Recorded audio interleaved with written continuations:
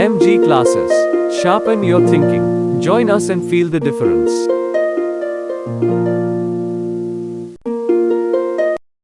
प्यारे बच्चों नमस्कार, मेरा नाम कपिल गुजाल है। जैसा कि आपको मालूम है कि इससे पहले वाली क्लास में मैंने रियल नंबर वाला एक टॉपिक शुरू किया था क्लास 10th का, जिसमें हमने रियल नंबर के जो कुछ इंपॉर्टेंट पॉइंट्स थे उनकी रिवीजन की थी।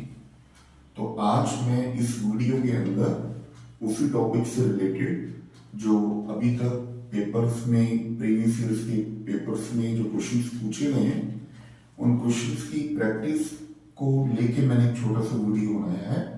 उम्मीद करता हूं कि ये वीडियो आपकी प्रैक्टिस में कुछ इंप्रूवमेंट लेके आएगा और कुछ आपके जो बेसिक कॉन्सेप्ट्स में अगर कहीं थोड़ा बहुत अगर आपको लग रहा है कि कमी है तो उसकी इम्प्रूवमेंट में भी ये वीडियो आपकी हेल्प करेगा।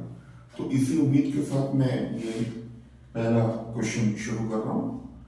क्वेश्चन जैसे कि आप देख पा रहे हैं, इसमें हमें गिवन है कि √2 एक इरेशनल नंबर है।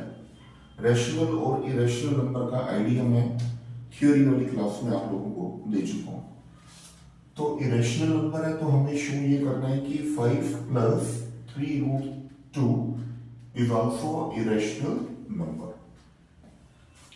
तो बच्चों इस क्वेश्चन को प्रूव करने के लिए we would take the help of a contradiction। So we will try to solve this problem by taking the contradiction method। तो what we supposed to do in this problem, पहले हम ये मान के चलेंगे कि 5 + 3√2 is itself a rational number। We are assuming that this कि 5 + 3√2 एक रैशनल नंबर है। तो according to the definition of the rational number, if it is a rational number तो it must be expressed in terms of P/Q such that Q is not equal to 0। तो now let us bring the 5 on the right hand side। So P/Q - 5, taking the LCM and simplify it, we get P - 5Q/Q, and in the next step we get on the left hand side, that is √2 equal to P - 5Q/3। तो हमारे पास ये एक form आ गई जिसमें हमने दिखाया कि √2 को हम इस फॉर्म के अंदर एक्सप्रेस कर पा रहे हैं। तो अगर हम √2 को इस फॉर्म के अंदर एक्सप्रेस कर पा रहे हैं तो इससे कंक्लूजन ये निकला कि √2 जो है वो एक रैशनल नंबर है, जो हमारी एजम्पशन है। तो इस एजम्पशन के अकॉर्डिंगली मैंने ये शो किया कि √2 जो है वो एक रैशनल नंबर है। लेकिन this is against the given statement, क्योंकि स्टेटमेंट के अकॉर्डिंगली तो √2 जो है वो एक इरेशनल नंबर है and it's a fact, √2 is a irrational number. तो if it is a irrational number तो it can not be equal to this thing. So that is why it is absolutely wrongly saying that P - 5Q/3Q is equal to √2। Fact is P - 5Q/3Q should not be equal to √2। So in other words, 5 + 3√2 is a irrational number। तो दूसरे शब्दों में हम ये कह सकते हैं कि 5 + 3√2 ये भी अपने आप में एक इरेशनल नंबर है। तो बच्चों ये नेक्स्ट क्वेश्चन है उसी लाइन के ऊपर जो भी मैंने पीछे क्वेश्चन आपको प्रूव करवाया था।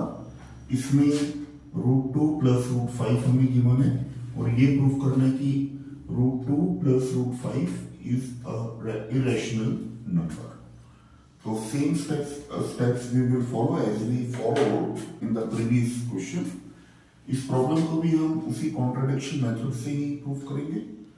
तो we are saying that √2 + √5 is a rational number. तो अगर ये रैशनल नंबर है तो definitely √2 + √5 can be expressed in terms of P/Q such that Q should not be equal to 0 and P and Q must be co-prime numbers। co-prime number का मतलब है कि इन दोनों का जो कॉमन फैक्टर होगा वो 1 होना चाहिए। तो then we can call P and Q as a co-prime numbers।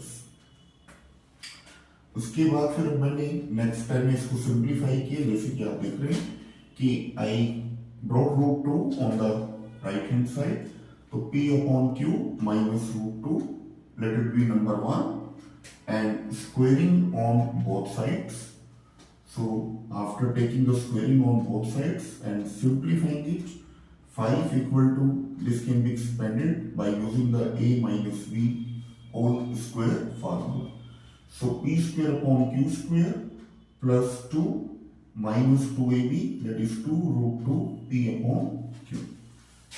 5 minus 2 that is 3, plus 2 को इधर ले जाएंगे तो माइनस हो जाएगा, तो 5 में से 2 को माइनस किया, 3 आ गया, and then p square upon q square minus 2 root 2 p upon q। इसको फिर फर्दर सिंप्लीफाई कर लेते हैं, टर्म्स को ट्रांसपोज कर रहे हैं, ये वाली टर्म को हमने लेफ्ट हैंड साइड पर लेके आना है, इसको लेफ्ट हैंड साइड पर ले आए और ये 3 को राइट हैंड साइड पर ले आए, तो 2 रूट 2 p अपॉन q इधर आके प्लस हो जाएगा, 3 राइट हैंड साइड पर आकर माइनस हो जाएगा। यहां से फिर हमने रूट 2 फाइंड आउट कर दिया, तो root 2 is equal to p square upon q square divided by 2p upon q, 2p upon q ये वाली टर्म आ जाएगी, minus 3 divided by 2p upon q।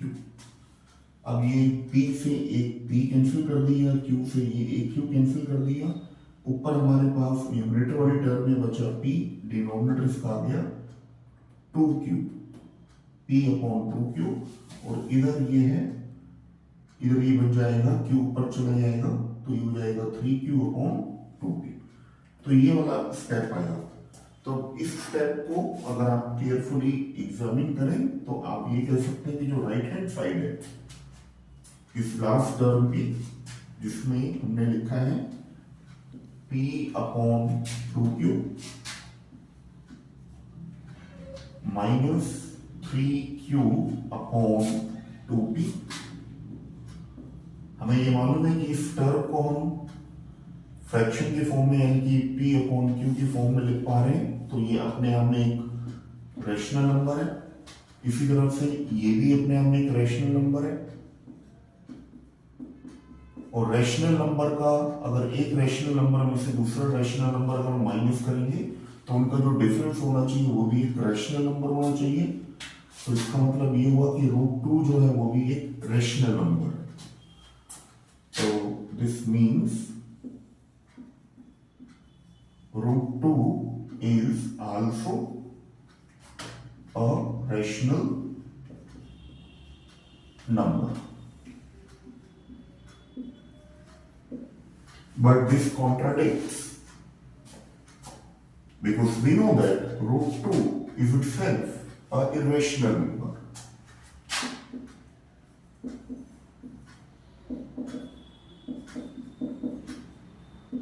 Therefore, root 2 cannot be equal to p upon 2q minus 3q upon 2p.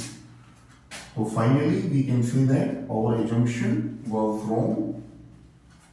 Therefore, root 2 plus root 5, the sum of these two irrational numbers is also an irrational number.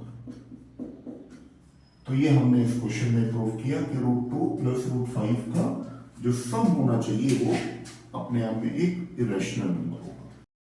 बच्चों, इसके बाद जो next question मैं आपके साथ discuss करना चाहता हूँ उसमें ये प्रॉब्लम है कि 12 टू द पावर n, ये चेक करना है कि 12 to the power n can end with the digit 0 for any natural number n।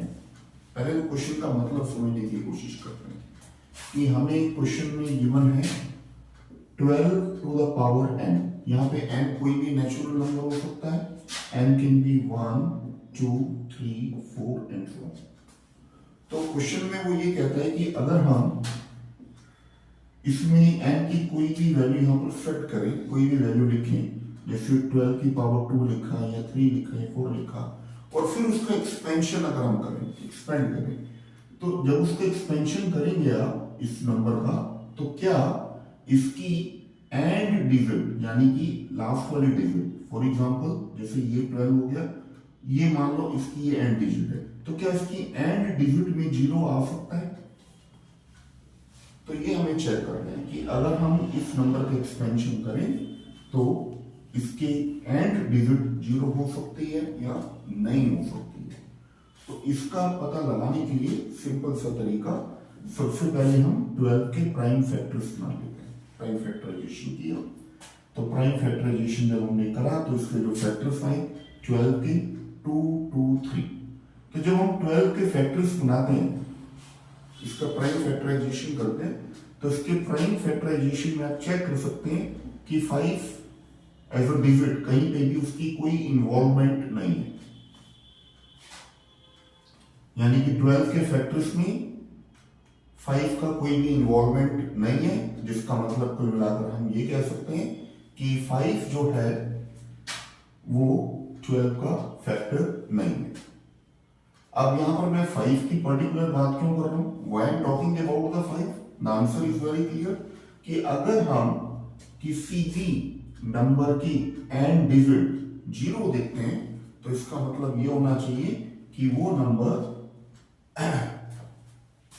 यानी कि उस नंबर का 5 जो है वो फैक्टर होना चाहिए। जो हम लोग कभी लोअर क्लासेस में डिविजिबिलिटी टेस्ट पढ़ा करते थे, तो उस डिविजिबिलिटी टेस्ट के अकॉर्डिंगली अगर किसी नंबर के एंड में 0 आ रही है तो वो नंबर 5 से डिवाइड होना चाहिए था, यानी कि वो 5 उसका एक फैक्टर होना चाहिए था। तो क्योंकि जब हम 12 के फैक्टर बनाते हैं तो 12 के फैक्टर बनाने के बाद हम ये देखते हैं कि 12 का जब फैक्टर किया तो 5 is not the factor of 12। तो since 5 is not the factor of 12, so on the basis of this fact, we can say that कि you will not find a 0 at the end of this number, or 12 to the power n will not end with the digit 0. तो बच्चों मैंने ये कुछ questions आपके साथ discuss करे जो थोड़े से डिफरेंट टाइप के क्वेश्चंस थे। बाकी क्वेश्चंस की तो कोई लिमिट ही नहीं है, जितने भी प्रैक्टिस करें उतने भी कम पढ़ते हैं, लेकिन एक इंसाइट हमें इन क्वेश्चंस को करने के बाद मिल जाएगी कि पेपर में अगर हम ये थोड़े से अलग से या ट्विस्ट टाइप के क्वेश्चंस करें तो उससे एक तो हमें थोड़ा सा कॉन्फिडेंस गेन करने में हेल्प मिलती है, और बाकी हम बाकी क्वेश्चंस के लिए भी वो एक तरह का प्लेटफॉर्म तैयार कर देते हैं। तो जो मैं क्वेश्चंस आपके साथ अभी डिस्कशन मैंने आपको साथ किया, उम्मीद करता हूँ कि ये क्वेश्चंस आपके लिए हेल्पफुल होंगे और आप इन्हीं क्वेश्चंस को आगे और ज़्यादा प्रैक्टिस करेंगे। इसी उम्मीद के साथ मैं इस वीडियो को यहीं पे वाइंड अप करता हूँ, और एक नेक्स्ट क्लास में आपके सामने एक नई वीडियो लेके आऊँगा जिसमें हम कुछ और इम्पोर्टेंट क्लास 10th मैथमेटिक्स के टॉपिक डिस्कस करेंगे। Till then goodbye and have a nice day. Thank you.